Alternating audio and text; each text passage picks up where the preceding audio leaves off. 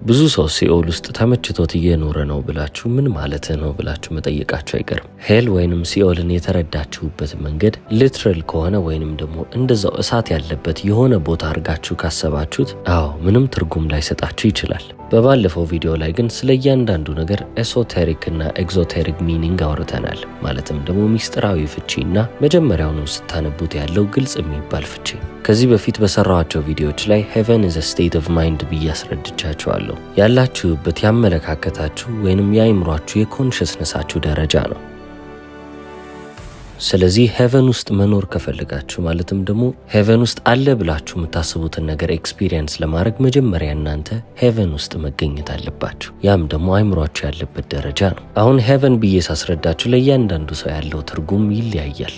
ለምሳሌ ጎዳና ላይ ተኝቶ እየተሰቃየ ያለ አንድ ሰው ገነት መሄድ ትፈልጋለህ ወይ ብትሉት ለሱ ምንም አይደለም። እሱ የሚፈልገው ነገር ከጎዳና ወጥቶ ወደ ትክክለኛ ሰው ልጅ ወደሚኖርበት ቤት ውስጥ ገብቶ ሰው የሚበላውን ንጹህ ምግብ እየበላ መኖር ነው የሚፈልገው። ስለዚህ ለዛ ጎዳና ተዳዳሪ heaven ወይንም ገነት ማለት ከዛ የተበላሸ ህይወት ወጥቶ ደና ህይወት መኖር ነው። አሁንም አንድ ምሳሌ ልስጣችሁ። አንድ በበሽታ እየተጠቃ ያለ ሆስፒታል የተኛ ሰው አይደንም የተባለ በሽታ ይዞታል እንበል። ለዛ ሰው መጣችሁ ምንም ያህል ብር ሰጣለሁ ሄደ ተዝናና ብትሉት የአይምሮ ሰላሙን እየገዛችሁለት አይደለም። ብር ለሱ ምንም ማለት አይደለም። ምክንያቱም ነገ ሊሞት እንደሚችል ያውቀዋል። ናቫር ራቫካንት አንድ የተናገረው ነገር አለ። ጤነኛ ሰው ምን ትፈልጋለህ ቢባል የማያልቅ ፍላጎቶቹን ሊነግራችሁ ይችላል። የታመመን ሰው ግን ምን ትፈልጋለህ ብትሉት አንድ ፍላጎት ነው የሚነግራችሁ፣ መዳን። ስለዚህ እናንተም in a state of heaven መቀመጥ ከፈለጋችሁ የምትፈልጉት ዲዛይር አለ ማለት ነው። ያንን የምትፈልጉትን ነገር በዚህ ዓለም ላይ ለማግኘት ከፈለጋችሁ በውስጣችሁ መጀመሪያ ያንን ነገር የተቀበለ ሰው መሆን አለባችሁ። የትላንትናውን የኔቪል ጎደድ ቪዲዮ ተመልክታችሁት ከሆነ አሁንም ምላችሁ ነገር በደንብ ግልጽ ሊሆንላችሁ ይገባል። አሁንም ምላችሁም ነገር በጣም ግራም ያጋባ እስከዛሬ ሰምታችሁት የማታውቁት ነገር ሊመስል ይችላል። ነገር ግን አዳምጡኝ። እስከዛሬ ድረስ በኤሶቴሪክ ሚኒንግ ወይንም ደግሞ በሚስጥራዊ ፍቺያቸው ከህዝቡ ወይንም አብዛኛው ብዙሃን ከሚያውቀው እውነታ የተደበቁ ናቸው። ብዙ ጠቢብ የሚባሉ ሰዎች ለምሳሌ እንደ አይዛክ ኒውተን፣ ዳቪንቺ፣ ሼክስፒር የመሳሰሉ ሰዎች ይህንን ጥበብ ተረድተው በህይወታቸው የተገበሩ ሰዎች ናቸው። ለህዝቡስ ምን አይነት ኢንፎርሜሽን የደረሰው ካላችሁ ኤግዞቴሪክ ወይንም ደግሞ ግልጽ የተባለው ፍቺ ነው የተሰጠው። heaven ወይንም hell ስትሉ ወይንም ገነት ወይንም ሲኦል ስትሉ እነዚህን ሁለት ነገሮች የምታስቡበት መንገድ የእናንተን ህይወት እየቀረጸ ይሄዳል። ገነት ወይንም ሲኦል የሚባል ጂኦግራፊካል ሎኬሽን የለም። እንደዚህ ዓለም 3D የሆነ ነገር የለም እያልኳችሁ ነው። ያ ማለት ምን ማለት ነው? ከሞትኩ በኋላ ገነት ገባለሁ ወይንም ደግሞ ሲኦል ገባለሁ ብላችሁ የምታስቡት ነገር ጂኦግራፊካል ሎኬሽን የለውም ወይንም ደግሞ ቦታ አይደለም። ታዲያ እነዚህ heaven እና hell የተባሉ ገነትና ሲኦል ብለን የምናስባቸው ነገሮች ምንድናቸው ካላችሁ it's a state of consciousness የፍሪኩዌንሲ ደረጃዎች ናቸው። ስለዚህ hell የሚባለው በጣም ዝቅተኛ የሚባለው ፍሪኩዌንሲ ነው። heaven የሚባለው ደግሞ በጣም ከፍተኛ ፍሪኩዌንሲ ያለበት የኮንሽስነስ ስቴት ነው። ስለዚህ እናንተ heaven እና hellን ስታስቡ ገነትና ሲኦል የሚባለውን ነገር ስትሰሙ ሁሌም ቢሆን ልታስቡ የሚገባው ነገር ገነት ከኔ በላይ ያለ ነገር ነው፣ ሲኦል ደግሞ ከኔ በታች ያለ ነገር ነው ብላችሁ ታስባላችሁ። ይህንን ከየት አመጣኸው ትሉ ይሆናል። ጠቢቡ ሰለሞን ያለውን አንድ ነገር አመጣላችኋለሁ። በታች ካለው ከሲኦል ያመልጥ ዘንድ የህይወት መንገድ አስተዋዩን ሰው ወደ ላይ ይወስደዋል ይላል።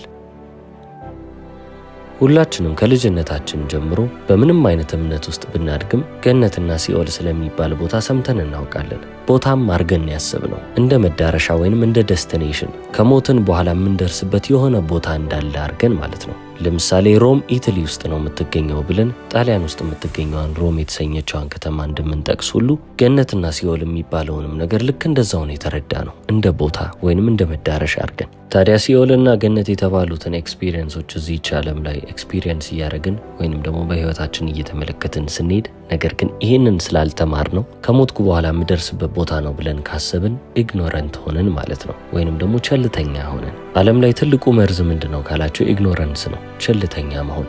በህይወት ዘመናችሁ የሚያጋጥማችሁ ስቃይ እንዳለ ምንጩ የሚነሳው ኢግኖረንስ ከምንለው ወይንም ቸልተኝነት ከምንለው ነገር ይሆናል።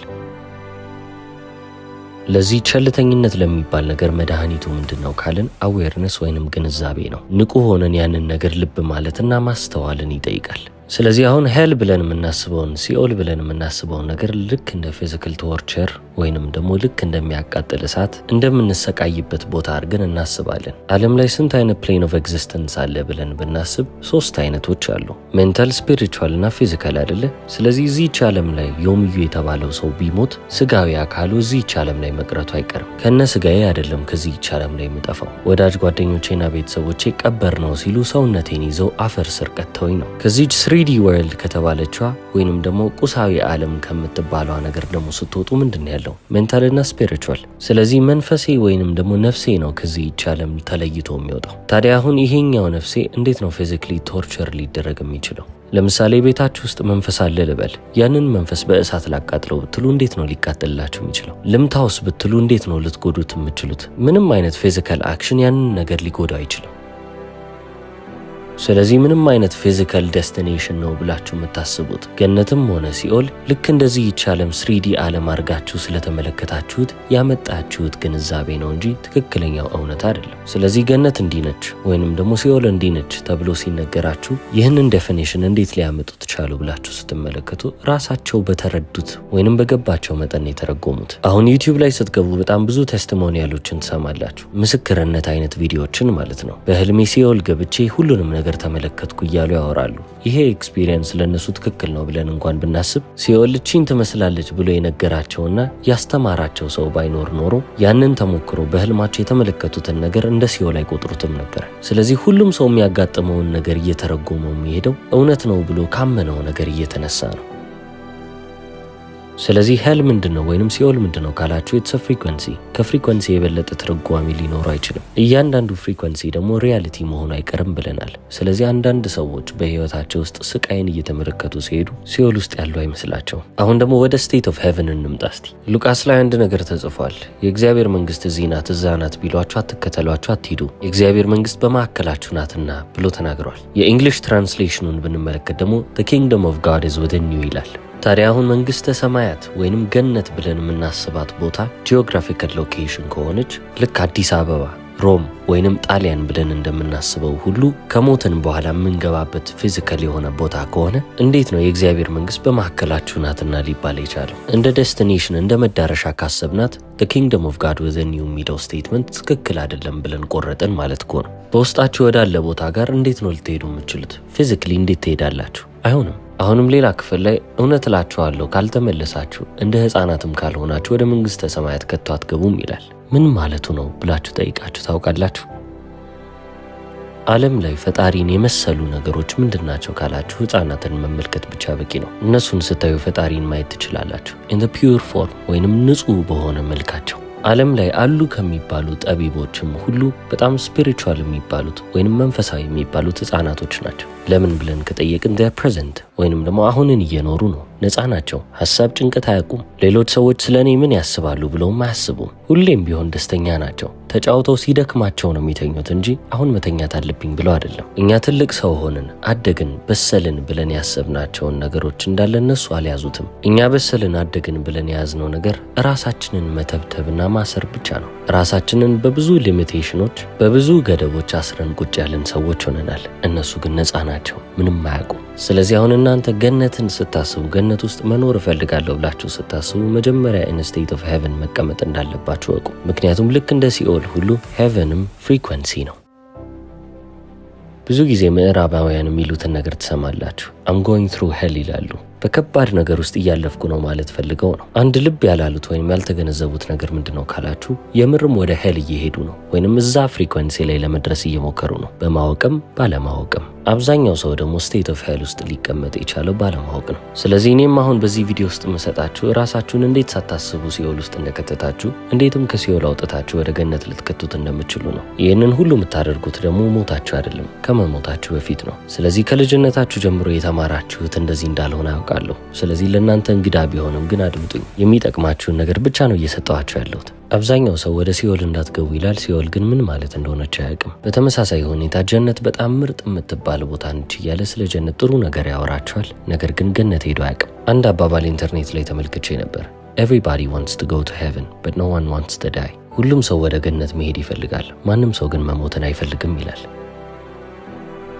የራሳችሁን ሲኦል እንዴት እየፈጠራችሁ እንደሆነ ትመለከታላችሁ። የራሳችሁን ሲኦል እናንተ እንዴት እየፈጠራችሁ እንደሆነ ካላወቃችሁ የራሳችሁንም ሄቨን ወይንም ገነት ልትፈጥሩ አትችሉ። የሰው ልጅ ራሱን ሲኦል ውስጥ የሚከትበት የመጀመሪያው መንገድ እቺ ኢሉዥነሪ ሪያሊቲ የምትባለውን ዓለም ልክ እንደ እውነታ በመቁጠሩ ነው። እዚህች ዓለም ላይ ረጅም ዓመት እንኖራችኋል። ሁሉም ነገር የሚዳሰስ ነው፣ የሚጨበጥ ነው፣ ተጨባጭ የሆነ ነገር በየቦታው አለ። ስለዚህ እንደ እውነታ ትቆጥሩታላችሁ። ነገር ግን ይሄ እውነታ ብላችሁ ያሰባችሁት ነገር የኮንሽስነሳችሁ ድሮፕሌት ወይንም ጠብታ እንደሆነ ብቻ ማወቅ ነው የሚጠበቅባችሁ። ያ ማለት ምን ማለት ነው? በምሳሌ ላስረዳችሁ። ታማችሁ አልጋ ላይ ተኝታችኋል ልበል። ጤነኛ እንደሆናችሁ አስቡ ብላችሁ ባይምሯችሁ ኢንስተንትሊ እንደዛ ማሰብ ትችላላችሁ። ወዲያውኑ በዛች ቅስፈት ራሳችሁ እንደ ጤነኛ ሰው ትመለከታላችሁ። ጤነኛ ሰው የሚሰራውንም ስራ ራሳችሁ ስታደርጉት ማየት ትችላላችሁ ማለት ነው። ለምሳሌ ወጣችሁ ኳስ መጫወት ከፈለጋችሁ ባይምሯችሁ ውስጥ ኳስ መጫወትን ትችላላችሁ። ይህ ማለት በእናንተ ኮንሽስነስ ውስጥ ያለ ማንኛውም ነገር ኢንስተንቴኒየስ ነው፣ በዛችሁ ቅስፈት ይመጣላችኋል።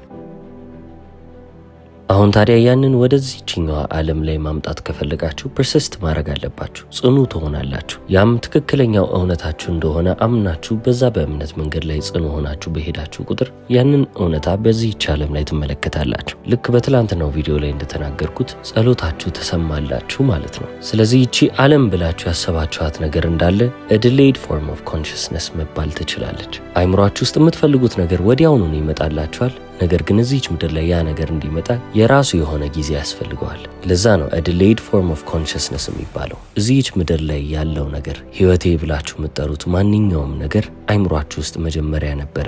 አሁን የምትኖሩት ህይወት እናንተ ፈልጋችሁ ፈቅዳችሁ ያመጣችሁት የራሳችሁ ጣጣ ነው። ጣጣ ያልኩት የምትኖሩትን ህይወት ካልወደዳችሁት ነው። የምትኖሩትን ህይወት ከወደዳችሁት ለእናንተ በረከታችሁ ነው፣ ራሳችሁ ያመጣችሁት። ይሄ ትምህርት ስፒሪቹዋል ወይንም መንፈሳዊ ቢመስልም ግን ኳንተም ፊዚክስ ያረጋገጠው ጉዳይ ነው። በሳይንሱ በኩል ብትመለከቱትም ሁሉም ሰው በአይምሮ ውስጥ ክሬት እያደረገ ያለውን ነገር እየኖረ ነው የሚሄደው። እቺ ምድር ህይወት ብለን የምንጠራት ነገር የምስክር ወረቀት ነች። አይምሯችን ውስጥ የሆነውን ነገር እናንተ ይሄንን ናችሁ ብላ ነው የምታሳየን። ስለዚህ በሳይንሱ ጎን በደንብ ማወቅ ከፈለጋችሁ the observer effect ብላችሁ ሰርች አድርጉና ስለዚህ ማንበብ ትችላላችሁ። ታዲያ በዚህ ዓለም ላይ የሚፈጠሩትን ነገሮች እንዳለ ወስዳችሁ ይሄ ነገር እውነት ነው ብላችሁ ስታምኑና ስትንበረከኩ ተሸነፋችሁ። you're in a state of hell ወይንም ሲኦል ውስጥ ገባችሁ ማለት ነው። ሰይጣን ኢየሱስን የፈተነበት አንድ አጋጣሚ ነበር። ለኔ ከሰገድክልኝ፣ ለኔ ከተንበረከክልኝ ወይንም እኔን ካመለከኝ ይሄንን ሁሉ ነገር እሰጣለሁ ብሎ ዓለምን እንዳላሳይቶት ነበር። ኢየሱስ ግን አልተቀበለም። አንተ ሰይጣን ከኔ ራቅልኝ ነው ያለው አይደል? ይህንን ታሪክ ኤሶቴሪክሊ ከተመለከታችሁት፣ ውስጣዊ ትርጉሙን ከተመለከታችሁት ሰይጣን ብለን ያስብነው ነገር አንድ ፊገር ወይንም ሰው አይደለም፣ ወይንም ፍጥረት አይደለም። ሰይጣን ማለት ባጭሩ ኢጎአችን ነው። በመንፈሳዊ ትምህርቶች ላይ ግን ኢጎ ተብለን አይደለም የተማርነው፣ ሰይጣን ተብሎ ስም ተሰጥቶታል። ታዲያ ኢጎአችን የት ነው ያለው ካለን በዚህ በስሪዲ ዓለም ውስጥ የታሰረ ነው። ማለትም ደግሞ ከዚህች ከምናያት ተጨባጭ ከሆነችው ዓለም የወጣ ነገር አይደለም። ስለዚህ የሰይጣን ስራው ምንድነው ብላችሁ ካሰባችሁ ኢጎአችሁ ሁሉም ነገር ኤግዚስት የሚያደርገው እዚህች ፊዚካል ፕሌን ላይ ነው፣ ወይንም ተጨባጭ የምትባለው ዓለም እውነታ ነች ብሎ እናንተን ማሳመን ነው ስራው። የምታዩትን ነገር እያያችሁ እንደ እውነታ እያሰባችሁ የምትሄዱ ከሆነ ደግሞ ምን እያደረጋችሁ ነው? የነገሮችን መንስኤ እየተመለከታችሁ ሳይሆን ውጤቱን እየተመለከታችሁ ይህንን ነገር በፍጹም ልቀይረው አልችልም ብላችሁ አመናችሁ ማለት ነው። ነገር ግን ትክክለኛው እውነታ አይምሯችሁ ውስጥ ያለው የውስጣችሁ ዓለም እንደሆነ ብትገነዘቡ ኖሮ እዚህች ዓለም ላይ የሚከሰተውን ነገር አይምሮዬ ውስጥ ያለውን ነገር ቀይሬ መቀየር እችላለሁ ብላችሁ ታስቡ ነበር። መንስኤው ጋር ሄዳችሁ ሁሉንም ነገር ስዊች ማድረግ ትችላላችሁ። ነገር ግን አሁን እንዳልኳችሁ እዚህች ዓለም ላይ ባሉ ነገሮች ከተታለላችሁና እንደ እውነታ ቆጥራችሁ እዚህች ዓለም ላይ ላሉ ነገሮች ሰረንድ ካረጋችሁ፣ እጅ ከሰጣችሁ you're in a state of hell በዚህች 3D በምትባል ዓለም ውስጥ ታሰራችሁ። ኢትዮጵያ ውስጥ ላላችሁ ወደ ሲኤምሲ አካባቢ ጋስት ሞል ውስጥ ካሉት ብዙ ጨዋታ ውስጥ ሚረር ሃውስ የሚባል አንድ የመስታወት ክፍል አለ። እዛች ክፍል ውስጥ እናንተን ያስገቧችኋል። በዞራችሁ ቁጥር የራሳችሁን ነጸብራቅ ነው የምትመለከቱት። የጨዋታውም ዓላማ የትኛው በር እንደሆነ ለይታችሁ ማወቅና ራሳችሁን ከዛ ክፍል ሰክሰስፉሊ ማውጣት ነው። ታዲያ ይሄ ነገር በር ነው ብላችሁ ስትሄዱ ራሳችሁ ጋር እየተጋጫችሁ ማለትም ከመስታወቱ ጋር እየተጋጫችሁ በየት በኩል ነው ልወጣ የምችለው ብላችሁ ጥያቄ እስክትጠይቁ ድረስ ግራ ትጋባላችሁ። እዚህች ዓለም ላይም በ3D ዓለም ውስጥ ማለትም ደግሞ አሁን ባልኳችሁ በመልክ እየፈረዳችሁ ከሄዳችሁ እዚህች ምድር ላይ የሚፈጠሩትን ነገሮች እንዳለ እውነታ ነው ምንም ልቀይራችሁ አልችልም ብላችሁ ካሰባችሁ ራሳችሁን አሁን ባልኳችሁ በሚረር ሃውስ ውስጥ አስራችሁ ታገኙታላችሁ። ዞር ስትሉ ራሳችሁን ነው የምታዩት። ይህ ማለት ምን ማለት ነው? ዓለም እምነታችሁን እያንጸባረቀችላችሁ ትሄዳለች። ምንም ነገር መቀየር አልችልም ብላችሁ ካሰባችሁ ነው የሆነ ነገር ከላይ መጥቶ የተቆጣጠራችሁ ከመሰላችሁ የምር ምንም አቅም እንደሌላችሁ የሚያመሳክሩ ነገሮች በዚህች ምድር ላይ እየበዙ ይመጣሉ። ለምሳሌ እዚህች ምድር ላይ ሰው አታችኋል ልበል። ማንም ሰው እናንተን መጠጋት አይፈልግም ወይንም ብቸኛ ናችሁ። ይህንን እንደ እውነተኛ ችግር ተመልክታችሁ በቃ በህይወቴ ለብቻዬ መቅረቴ ነው ማንም እኔን አይፈልገኝም እያላችሁ ስታስቡ ዓለምም የምርም ማንም እናንተን እንደማይፈልጋችሁ እያመሳከረች ትመጣለች። አይምሯችሁ ውስጥ ያመናችሁትን ነገር እቺ ዓለም አንጸባረቀች ማለት ነው። ራሳችሁ በፈጠራችሁት በሚረር ሃውስ ውስጥ እየተጋጫችሁ የራሳችሁን ምስል እያያችሁ አሁንም ግራ እየተጋባችሁ ትኖራላችሁ። ለምንድን ነው እንደዚህ የምትሰቃዩት? because you're in a state of hell ሲኦል ውስጥ ስለገባችሁ ነው። ራሳችሁን እየቀጣችሁ ነው። እናንተ ግን አላወቃችሁም። ሰማይ ላይ ያለ ፈጣሪ እናንተን እየተቆጣጠረ እናንተ መሰቃየት አለባችሁ እያላችሁ ይመስላችኋል። ነገር ግን ራሳችሁ ናችሁ ጣፈንታችሁን ያበላሻችሁት። የዛሬውን ሌክቸር እንዴት እንደምትረዱት አላውቅም። ነገር ግን እናንተን በእጅጉ የሚጠቅማችሁ ነገር ነው። አዎ እስከ ዛሬ እንደዚህ ተብላችሁ አላደጋችሁም ወይንም ደግሞ ይህንን ሐሳብ ስትሰሙት ለመጀመሪያ ጊዜ ነው። እንግዳ አይነት ስሜት ሊሰማችሁ ይችላል። ነገር ግን እውነታው ነው። እስከ መጨረሻው ስለተከታተላችሁ አመሰግናለሁ። ቻው።